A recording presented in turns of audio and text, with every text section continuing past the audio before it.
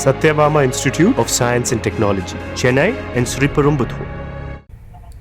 ரம்ஜான் பண்டிகையை முன்னிட்டு மதுரை எல்லிஸ் நகர் திடலில் சிறப்பு தொழுகையில் குழந்தைகள் பெண்கள் உட்பட ஏராளமானோர் கலந்து கொண்டு வழிபாடு செய்தனர்.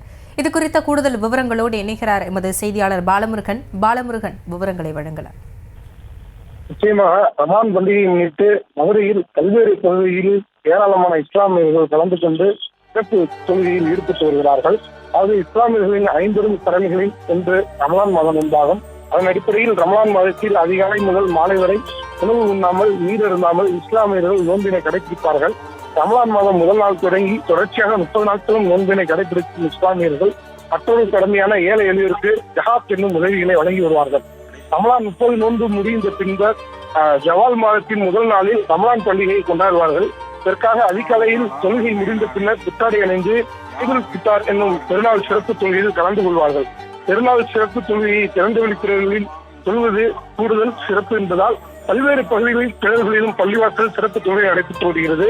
தொழுகைக்கு செல்வதற்கு முன்பாக ஏதாவது ஒரு வேலைக்கு உதவி செய்ய வேண்டும் அடிப்படையில் ஃபித்ர் என்னும் உதவியை வழங்கிவிட்டு தொழுகையில் ஈடுபடுவார்கள். அதன் அடிப்படையில் ரம்ஜான் பண்டிகையை முன்னிட்டு மதுரை மாநகர் எல்லிஸ் நகர் பகுதியில் உள்ள திடலில் தமிழ்நாடு தவ்ஹீத் ஜமாத் அமைப்பின் சார்பில் ரமலான் சிறப்பு தொழுகை நடைபெற்று வருகிறது. விவரங்களுக்கு நன்றி பாலமுருகன்.